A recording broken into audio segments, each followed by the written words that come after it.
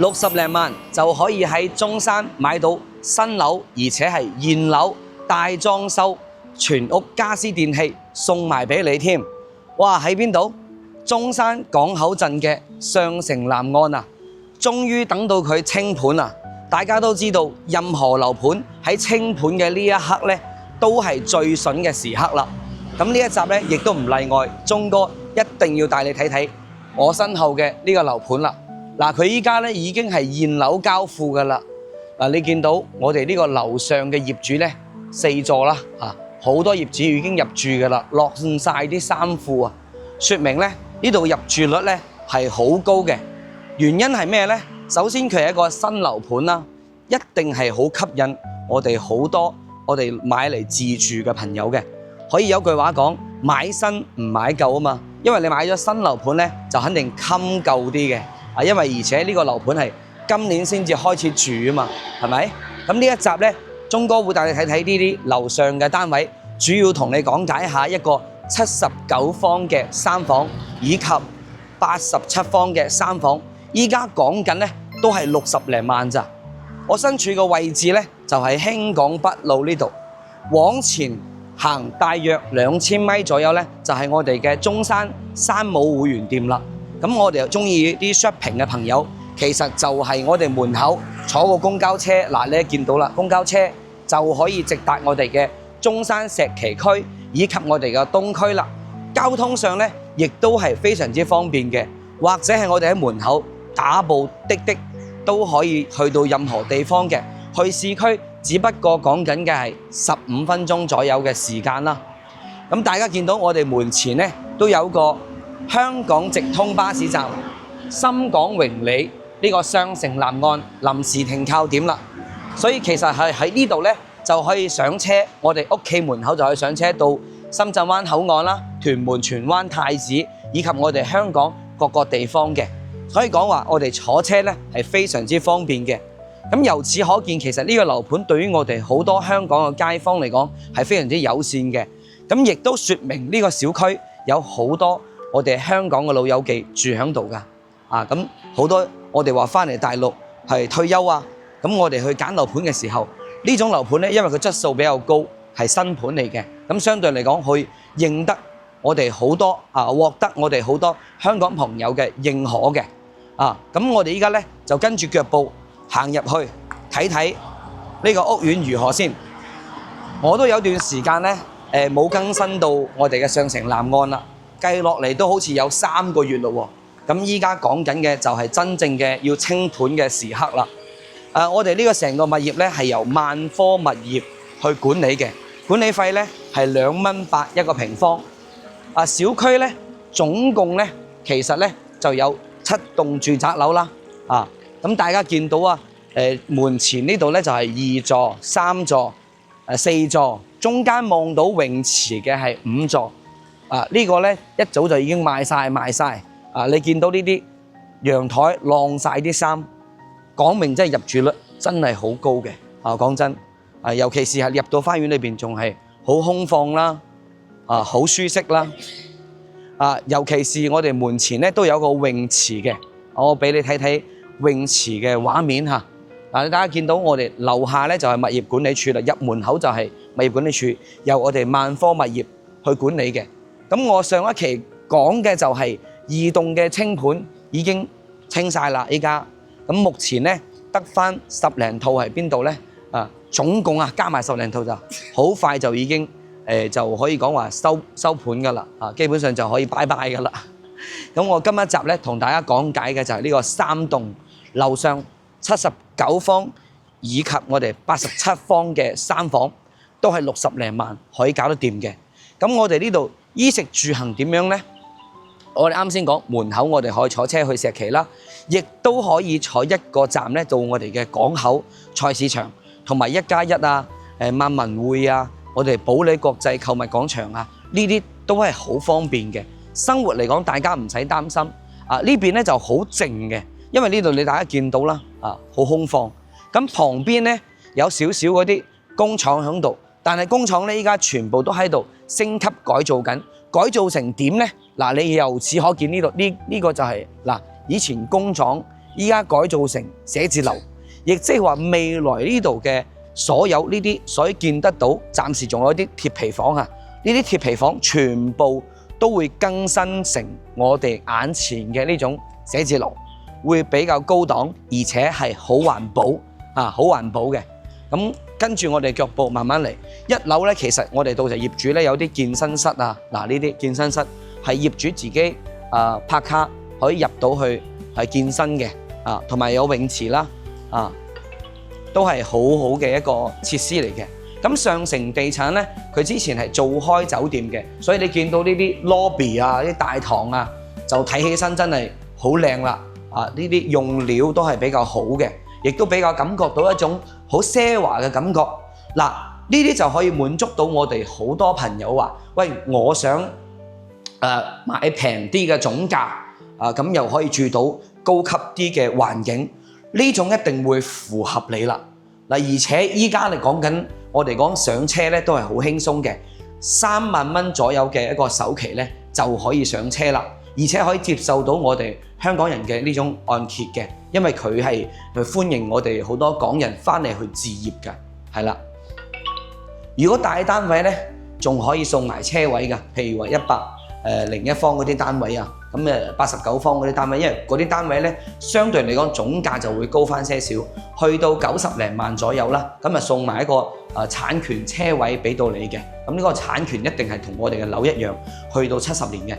鐘哥好多時候都會拍公寓啊嘛，咁有啲朋友話有啲介意，喂，我想要70年產權嘅住宅樓，又想平啲嘅，有冇？呢度一定會啱你。咁我哋依家咧就想去樓上嘅現樓，唔係示範單位，即係睇邊間就可以買邊間嘅單位。咁我哋依家想去樓上睇睇先。現在就上到嚟11樓嘅單位啦，可以講話係睇邊間就可以買邊間啦。2部電梯，4戶人家，01嘅單位咧係110方嘅4房，以及02嘅單位係89方嘅4房啊。咁呢啲單位咧都已經賣晒㗎啦。目前最後嘅清盤10零套，講緊嘅就係03、04嘅單位。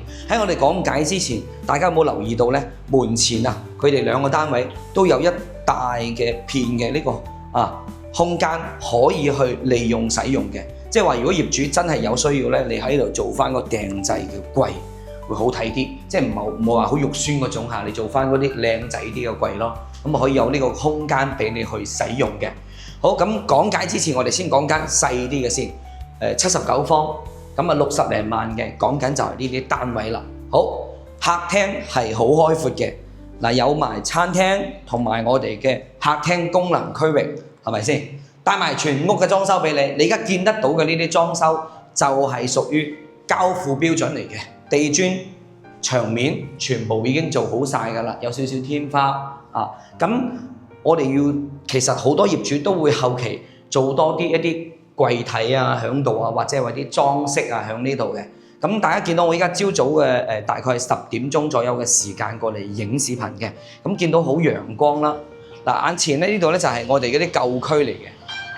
係舊區，不過舊區嘅話咧，可以望到好開闊嘅地方咯。基本上嚟講，眼前嚟講就係冇咩遮擋，而且係咪我哋淺水湖呢條橋啊就喺度嘅，所以相對嚟講咧，平日咧我哋都可以見到少少嗰啲湖景啊，即係啲水景係有少少噶啦。咁眼前嘅你話幾靚咧，係講唔上嘅。但係咧，我哋冇遮擋，我覺得呢樣嘢就係好難得咯。咁我因為佢係最頭排嘅位置嚟嘅。係啦，咁我哋講翻呢個廚房嚇，佢同樣咧係配置咗呢啲好簡潔嘅啲廚房門啦，就好睇啲、斯文啲。嗱，呢度咧就係洗、切、煮、放一個地方。咁呢個咧啲廚櫃全部做好晒嘅。咁佢而家配置咗咩咧？我哋嘅打火灶啦，同埋抽煙機咧都有噶啦，唔需要你點去整噶啦。而且依家發展商攞低啲單位，仲送埋我哋嘅全屋家私電器俾你。咁當然除咗冷氣之外啦，佢有送冰箱、洗衣機啊、床啊、梳化啊、餐台啊，都俾埋你噶啦。好，先睇間啲大房先。大房就係呢間嚟噶啦。其實佢都係朝南向嘅，會非常之陽光。我哋到時候喺呢邊咧，你可以 set 翻一個 L 型嘅呢個大衣櫃喺度，係非常之夠嘅。跟住你擺翻張床咧，可以做到三邊落床嘅一個位置。嗱，呢間我11樓嘅位置，嗱依家有得揀，我覺得好好啦，因為發展商其實呢單位係保留單位嚟嘅，之前係講緊80-90萬嘅單位嚟嘅，你依家60零萬居然買到晒啦，咁而且新樓係咪先？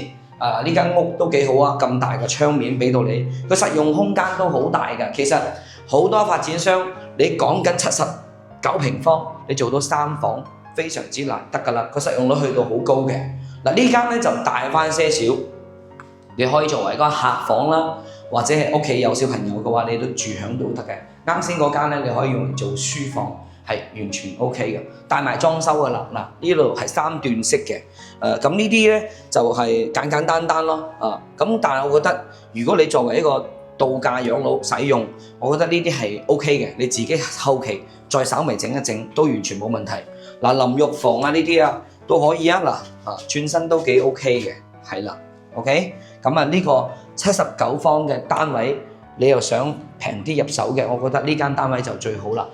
嗱，你講緊首期3萬蚊左右，你供嘅話都係講緊2000零蚊、3000蚊啫嘛，你供短啲，最多咪4000蚊，係嘛？我哋講緊，但係你2000零蚊嘅月供，即係你租樓都要租到2000零蚊啦，係咪？你何況你話過嚟中山，你不如就自己買翻間中意自己嘅樓仲好過啦，係咪先？好，睇翻04單位，04單位咧係87平方，佢嘅客廳嗰個 size 咧都係3米半左右嘅，都同啱先我哋嘅客廳咧係差唔多嘅。個景咧其實基本上係一樣，南向嘅陽台，我建議大家咧就會做一個風窗，因為呢度係對住出邊咧，嗱佢係有啲路喺出邊啊嘛，咁你做翻個風窗咧就少一啲灰塵。我相信好多朋友都中意即係話封窗翻去之後就好啲，因為乾淨整潔啲啊嘛，係咪？咁同樣嘅膠標都係咁樣嘅，簡單啲嘅燈同埋我哋啲廚房3件套全部有埋㗎啦。最緊要係佢廚房咧可以放到冰箱嘅位置，係咪？即係話你佢預留咗個冰箱位置，有啲廚房你大家知啦，佢甚至乎冇廚房俾到你㗎嘛。呢啲單位只要加多3-4萬蚊就可以啦，即係比啱先我哋03個單位，咁你話抵唔抵啦？肯定抵啦，係咪先？呢個時候執嘢係最好噶啦。嗱，呢個客房同樣係向南向嘅，呢個就會寬敞啲，87方，畢竟佢個 size 會大啲啊嘛，會闊啲。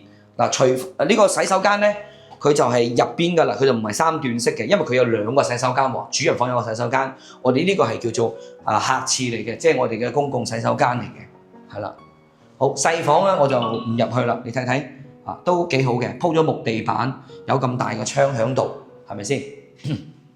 係啦，主人房呢個洗手間OK，very good 啦，係咪先？夠晒大嘅一個空間。